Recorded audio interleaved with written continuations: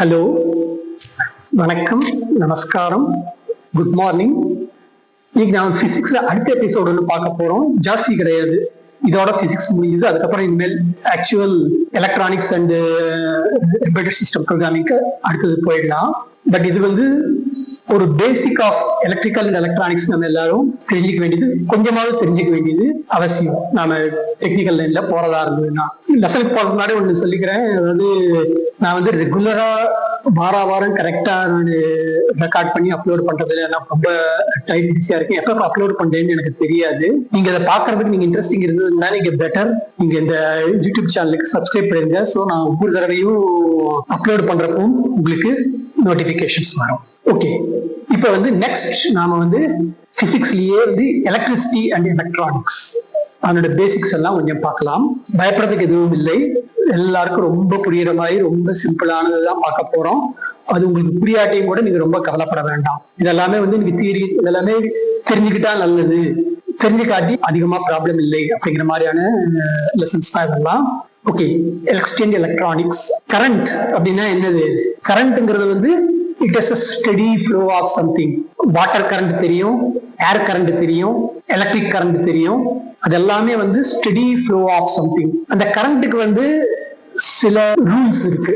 Basically இந்த கரண்ட்ங்கிறது வந்து நாம ஏற்கனவே பார்த்ததுல பொட்டன்ஷியல் அண்ட் கைனடிக் எனர்ஜியில பார்த்ததுல கரண்ட்ங்கிறது வந்து it is energy in action. ஒரு கரண்ட் ஃப்ளோ ஆகுதுன்னா it is kinetic energy, something is happening அப்படிங்கிறது.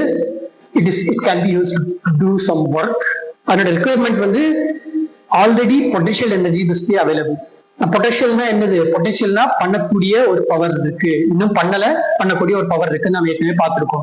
அந்த மாதிரி பொட்டன்ஷியல் எனர்ஜி இருந்தா தான் நாம வந்து ஒரு கரண்ட் ஃப்ளோ பார்க்க முடியும், அல்லது கரண்ட் ஃப்ளோ வச்சு அதாவது பண்ண முடியும். ஹைட்ரோ எலக்ட்ரிக் பிளான்ட், நம்ம வீட்டுல வர்ற கரண்ட் எல்லாமே நிறைய ஹைட்ரோ எலக்ட்ரிக் பிளான்ட்ல, கோல் பிளான்ட் அந்த மாதிரிலாம் வந்து எலக்ட்ரிக் பிளான்ட் எல்லாம் வர்றது.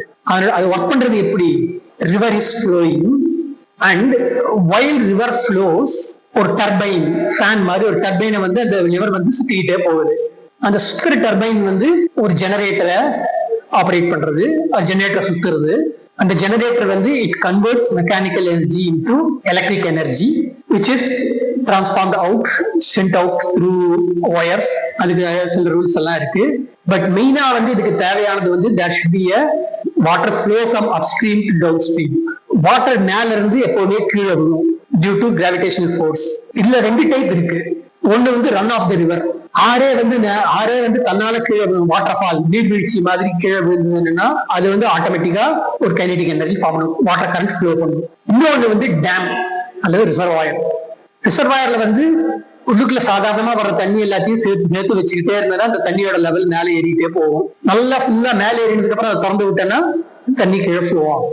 இந்த ரெண்டு விதமாவும் நாம வந்து ஹைட்ரோ எலக்ட்ரிக் பிளான்ட்ஸ் யூஸ் பண்றோம். இந்த பிக்சர் படித்தான் வந்து அதோட functionality. Water flowing, rotates the turbine, generator generates electricity. அது வந்து டிரான்ஸ்ஃபார்மர் வந்து ஒரு ஹை வோல்டேஜுக்கு கன்வெர்ட் பண்ணி, ஏன்னா லோ வோல்டேஜ் ஆனதுனால லாஸ் ஜாஸ்திங்கிறதுனால அதெல்லாம் வந்து we'll look at some other time if necessary. This is how hydroelectric plant is. ஏற்கனவே சொன்ன மாதிரி ஜெனரேட்டருங்கிறது வந்து it converts mechanical energy into, let's look at the very basics. நமக்கு ஈஸியா புரியுற மாதிரி ரெண்டு tank as in the picture. அந்த ரெண்டு டேங்குக்கு நடுவுல வந்து ஒரு ஃப்ளோ பாத் இருக்கு, ஒரு குழாய். அதை வந்து பிரசன்ட்லி நம்ம க்ளோஸ் பண்ணி வச்சிருக்கோம். If we fill water into one of the tanks, என்ன ஆகும்? நத்திங். அதாவது நடுவில் இருக்க அந்த பாத் வந்து க்ளோஸா இருக்கிறதுனால வாட்டர் வில் ஸ்டே தேர். நாம போட்டு வச்சது it will stay there. If we open the flow path, நடுவில் இருக்க அந்த டேப்பை திறந்து விட்டோம்னா அது எப்படி ஃப்ளோ ஆகும்? டேங்க் இருக்கிற தண்ணியிலிருந்து தண்ணி இருக்கிற டேங்க்ல இருந்து இல்லாத டேங்க் ஃப்ளோ ஆகுது.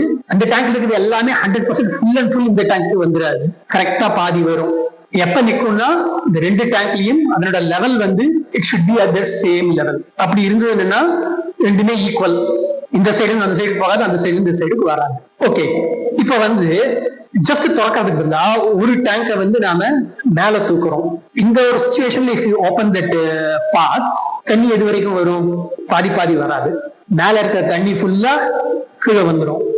பிகாஸ் இன்னமும் இந்த கீழே இருக்கிறதோட வாட்டர் லெவல் வந்து மேல இருக்கிறதோட வாட்டர் லெவலுக்கு ரீச் ஆகல. ரெண்டும் எப்ப ஈக்குவல் ஆகிறதோ அது வரைக்கும் இட் வில் கீப் ஃப்ளோயிங். இப்ப மேல இன்னும் தண்ணி விட்டோம்னா it will still flow. This is the basic rule of any current. Two of them, the source, ஒன்னு வந்து source, இன்னொன்னு வந்து destination, அல்லது ஒன்னு source இன்னொன்னு sink னு சொல்லலாம். Source should be always higher than the sink. அந்த மாதிரி ரெண்டுத்துக்கும் டிஃபரன்ஸ் இருந்தா மட்டும்தான் ஃப்ளோ இருக்கும், இல்லாட்டி there will be no flow. இப்ப வந்து ரெண்டு டேங்கையுமே நம்ம தூக்குறோம். என்ன ஆக்சுவலா நம்ம இந்த டேங்கை தூக்குறப்ப வந்து we are applying potential energy. நம்ம வந்து ஒரு சக்தி கொடுத்துதான் வந்து நம்ம இந்த டேங்கை மேல தூக்குறோம். இப்ப வந்து ஒரு டேங்கை மட்டும் நம்ம தூக்கினோம்னா potential energy will be stored in this tank. இந்த டேங்கை தூக்கினோம்னா it will still store in this tank. This also has a high potential. This also has a high potential, but potential difference ரெண்டுத்துக்கும் கம்மி, ரெண்டுத்துக்கும் ஜீரோ, ரெண்டுத்துக்கும் potential difference கிடையாது.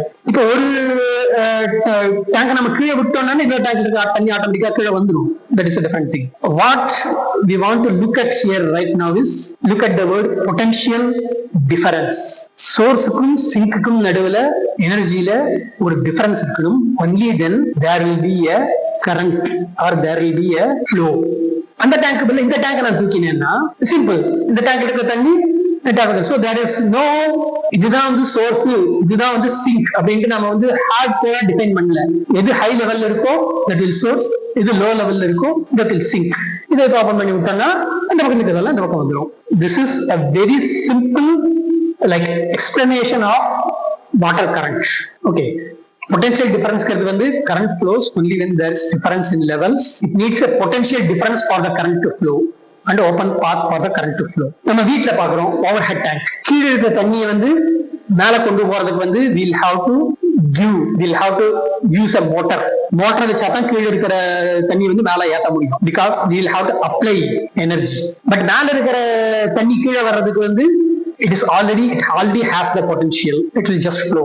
நம்ம வந்து இது தண்ணி மட்டும் ஏற்றதாங்கன்னா கம்மி எனர்ஜி ஸ்பெண்ட் பண்ணணும். தண்ணி டேங்கோட சேர்த்து மேல தூக்குறதா இருந்தனா அதிக எனர்ஜி ஸ்பெண்ட் பண்ணணும். யூஸ்வலா மாதிரி டேங்கோட சேர்த்து தூக்குறது இல்ல. This is all it is about water current. You only have to remember two things.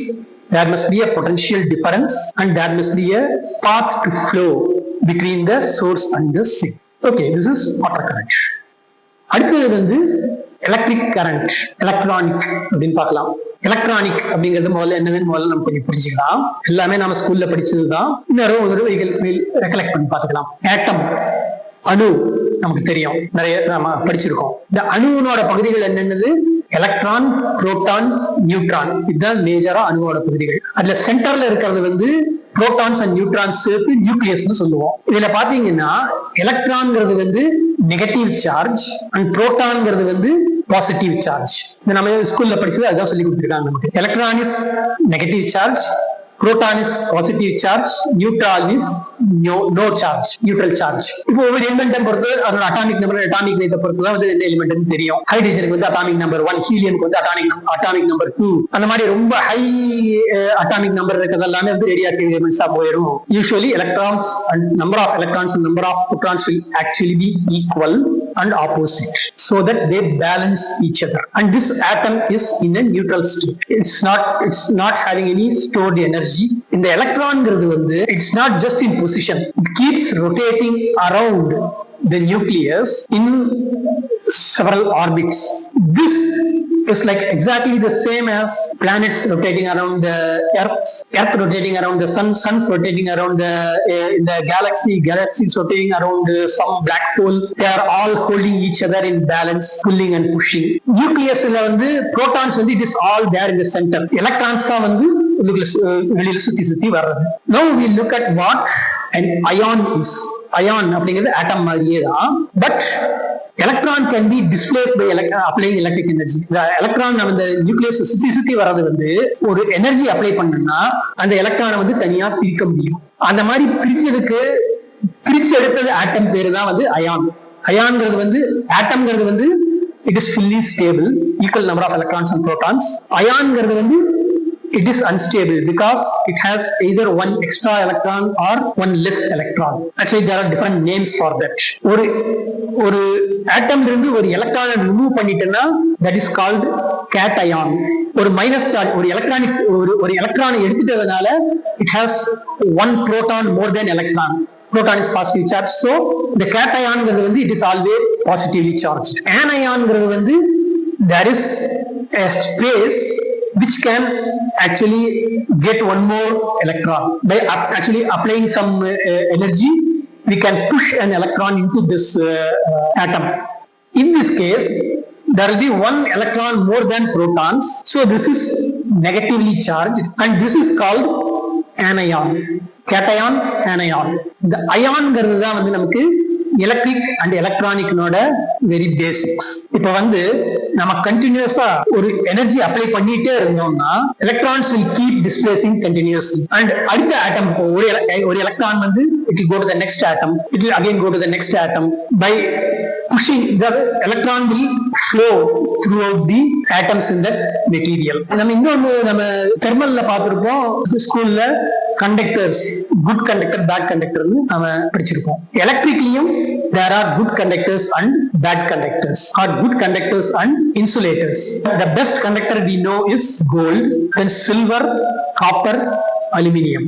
நம்ம வீட்டுல பண்ற ஒயர் எல்லாமே வந்து காப்பர்ல பண்ணிருப்போம் அல்லது அலுமினியத்துல பண்ணிருப்போம். மற்றபடிக்கு அயர்ன், ஸ்டீல் எல்லாமே வந்து கண்டக்டர்ஸ் தான். But the level of conductivity is highest in gold, silver and then copper. வீட்டுல நம்ம காப்பர் யூஸ் பண்றோம், ஏன்னா கோல்டு ரொம்ப காஸ்ட்லி. கோல்டு எங்க யூஸ் பண்ணுவாங்கன்னா இந்த சின்ன மைக்ரோ சிப்ஸ் இருக்குங்க, அதுக்குள்ள கோல்டு சாதனம் இருப்பாங்க. ஏன்னா கோல்டு வந்து காப்பரை விட நல்ல கண்டக்ட் பண்ணும். Okay, we'll leave that.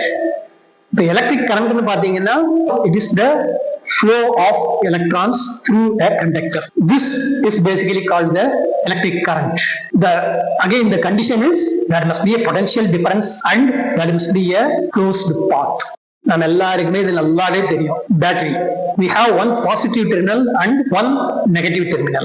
These can actually store cations and anions. ஒரு சைடுல cations ஸ்டோர் ஆயிருக்கும், இன்னொரு சைடுல anions ஸ்டோர் ஆயிருக்கும். For that we need two different metals. எல்லா மெட்டல்லையும் வந்து அயானா பண்ண முடியாது. பண்ணா அது வந்து ஸ்டேபிளாவும் இருக்காது. நம்ம பழைய பேட்டரிஸ்ல பார்த்தா லெட் ஆசிட் அக்யூமுலேட்டர்னு சொல்லுவாங்க. அதாவது நம்ம இந்த டைசில்ஸ் எல்லாம் பார்த்தோம்னா வந்து நடுவுல கார்பன் ராட் மாதிரி இருக்கும், சுத்தி வந்து ஜிங்க் அப்படி இல்ல ஜிங்க்ல பண்ண ஒரு பாக்ஸ் மாதிரி இருக்கும்.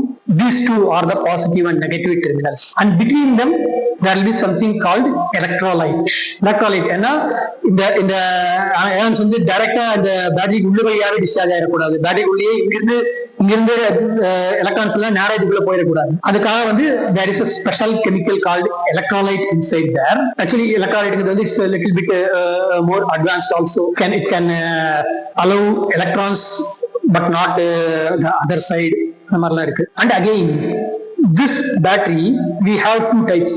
முதல்ல வந்து நான் ரீசார்ஜபிள், அதாவது கேட்டயான்ஸ் அண்ட் ஆனியான்ஸ் வந்து ஃபேக்டரியிலேயே வந்து அவங்க ப்ரிப்பேர் பண்ணி வச்சிருப்பாங்க. அயான்ஸ் தான் ஃபில் பண்ணிருப்பாங்க. மெட்டல்ஸோட அயான்ஸ் தான் இருக்கும், நிறைய எலக்ட்ரோலைட் இருக்கும். ரீசார்ஜபிள்ங்கிறது வந்து even after they have like come to neutral, if we apply electric current, it can again be separated into anodes and cathodes, anions and cations. That is called charging. அந்த மாதிரி பண்ணனா again there is a difference between இந்த பக்கம் minus இருக்கு, இந்த பக்கம் plus இருக்கு, and we can reuse it again and again. And what we saw is like there is a potential difference. The positive terminalக்கும் negative terminalக்கும், positive terminal வந்து we are calling it as cathode here and negative terminal we are calling it as anode. This cathode and anode வந்து இந்த terminal சில இடத்துல வந்து interchange ஆகும். இப்போ வந்து electrolytic பேட்டரியில வந்து இது cathode and anode, வேற சில டைப் anode cathode மாதிரி வரும். We'll just go with positive and negative terminals. இந்த ரெண்டுத்துக்கு நடுவுல ஒரு டிஃபரன்ஸ் இருக்கு. எந்த அளவுக்கு டிஃபரன்ஸ் இருக்கோ அந்த அளவுக்கு பவர் ஜாஸ்தி இருக்கும். The difference between this positive and negative terminals is called the potential difference. It is measured in volts. இந்த பேட்டரி வந்து எத்தனை 1.5 volt. நம்ம கார்பன் ஜிங்க் பேட்டரி வந்து it is 1.5 volt. இந்த Duracell அப்படின்னு சொல்லிட்டு நம்ம இன்னொரு யூஸ் பண்ணிருப்போம், which will be like they say it is longer lasting because it's a different set of metals and electrolyte. அதனோட potential difference வந்து it is 1.2 volt. நம்ம வீட்ல இன்வெர்டர்ல எல்லாம் வந்து இந்த அல்லது கார்ல எல்லாம் வந்து பெரிய பேட்டரி வச்சு டப்பா மாதிரி ஒரு பேட்டரி இருக்கும். அந்த பேட்டரியில வந்து ஒவ்வொரு செல்லுலயும் வந்து potential difference is 2 volt. 6 செல் சேர்த்து போட்டோம்னா that is 12 volt. மாதிரி வோல்ட் அப்படிங்கிறது தான் வந்து the measurement of potential difference. If there is no potential difference, இதுக்கும் அதுக்கும் difference ஜாஸ்தி இல்லாட்டி battery dead enough. It's enough if you understand about this battery just this much. நிறைய இன்னும் பார்க்க போறோம். I don't want to flood a lot of information right now. We just have to understand electron flows through a path. It needs a potential difference, and that potential difference is measured in volts. Next we'll actually see this in action. எப்படி நாம வந்து இந்த battery use பண்றோம்னு பார்த்தோம்னா, battery plus இருந்து minus வரைக்கும் வந்து there must be a path. இங்க நம்ம இந்த ரெட் கலர் ஒயர் பார்த்தோம்னா இப்படி ஃபுல்லா போயிட்டு வந்து இந்த பல்புக்கு உள்ளுக்குள்ள போயிட்டு, பல்புக்குள்ள ஒரு ஃபிலமெண்ட் இருக்கு, இந்த பல்புக்கு உள்ளுக்குள்ள போயிட்டு திருப்பி பல்பு வழியா வெளியில வந்து it goes all the way until negative. இந்த பாத் எப்பெல்லாம் க்ளோஸ் ஆகுதோ அப்ப வந்து கரண்ட் வில் ஃப்ளோ. அது எப்பவுமே க்ளோஸ் ஆகாம இருக்கிறதுக்கான நம்ம சென்டர்ல வந்து ஒரு ஸ்விட்ச் அப்படின்னு வச்சிருக்கோம். ரைட் நவ தி ஸ்விட்ச் இஸ் ஓபன். ஓபன்னா எலக்ட்ரானிக்ஸ் cannot flow. நம்ம தண்ணி குழாயில வந்து ஓபன் பண்ணனா தண்ணி வாட்டர் கேன் ஃப்ளோ. எலக்ட்ரானிக்ஸ்ல வந்து ஓபன் அப்படி சொன்னா electrons cannot flow. only when the circuit is closed electron can flow. This is a source of electricity. அதுல வந்து we have a potential difference between plus and minus. Circuit must be complete through whatever load we are providing. இந்த filament வழியா electron flow ஆகறப்ப that creates light. இப்போ இந்த சர்க்யூட்டை வந்து நாம பார்த்தோம்னா it is open circuit now. There is no closed part between cathode and anode, so light is off.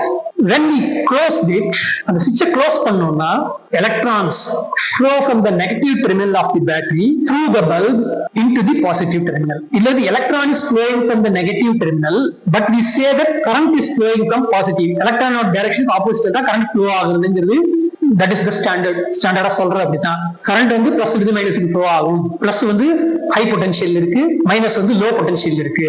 Low potential means this will of minus electrons. Actually electrons will be flowing from low potential to high potential, and current will be flowing from high potential to low potential. Then at any point of time, if this flow path is broken, நம்ம switch off பண்ணோம்னா, or when all electrons have flowed into the protons and all ions have become just atoms, that means battery has discharged. Plus voltage, plus terminal, minus terminal ஒரே potential இருக்கும். In that case, switch it on off, because there are two rules like I said. There must be a potential difference and there must be a path to flow. This is electric current. Right now you just have to understand the current. Water current வந்து விட்டுருங்க, அது வந்து நான் வந்து ஒரு எக்ஸாம்பிளுக்காக தான் கொடுத்தேன். Basically what we are looking at is electric current, potential difference and flow path. We just have to understand this.